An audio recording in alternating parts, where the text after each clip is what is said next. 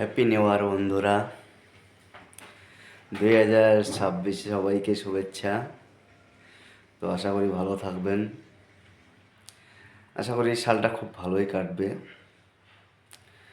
তো আমি তো ভিডিও বানানোর সময় পাই না, তাই আমার হচ্ছে এই যে আমার এই কাজ, আমি এই কাজ করি। এটা হলো আমার রোজগার রুটি। কাজ করতে লাগে, কাজ না করলে উপাস থাকতে লাগবে, তাই ভিডিও বানানোর সময় পাই না। যেরকমটাই হোক, এই কাজের মাধ্যমে একটু করি।